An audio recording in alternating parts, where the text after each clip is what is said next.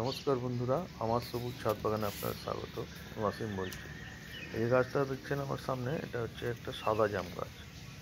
গতবারও বেশ জাম হয়েছিল, বড় বড়, খুব মিষ্টি খেতে।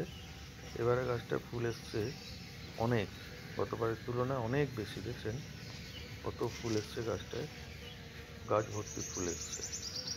তো এবারও আশা করি বেশ কিছু জাম এই গাছে হবে। তো বন্ধুরা, আপনারাও এরকমভাবে গাছ লাগান ছাদে, আপনাদেরও এরকম ফুল ফল হবে। ফুলগুলো ফুটেছে, আর কিছুদিন পরেই গুটি বাঁধবে, আর যখন বড় হবে জাম, তখন আপনাদের ভিডিও করে এই জাম গাছের আপডেট আমি দেব। বড় একটা বালতির মধ্যে লাগানো, প্লাস্টিক বালতিতে।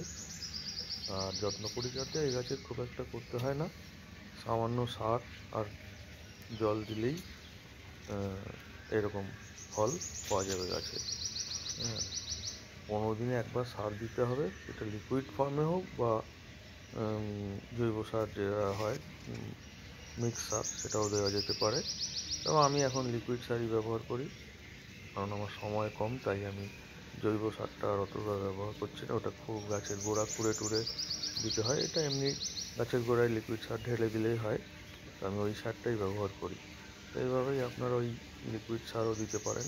কলার খোসা আর পেঁয়াজের খোসা আর সর্ষের খোল মিশিয়ে ভিজিয়ে রাখা জল, সেই জল 4-7 দিন ভিজিয়ে রাখলে তারপরে দেওয়া যায়, অসুবিধা। দেওয়ার আগে একবার ছেঁকে নিতে হবে, আর 1 লিটার জলের সঙ্গে মিশিয়ে দিতে হবে আপনার ওই 1 কাপ মতো কি 2 কাপ মতো, 1 লিটার জলে মিশিয়ে দিয়ে গাছের গোড়ায় ঢেলে দিলেই ভালো কাজ হয়। আমি এইভাবেই এখন দিচ্ছি।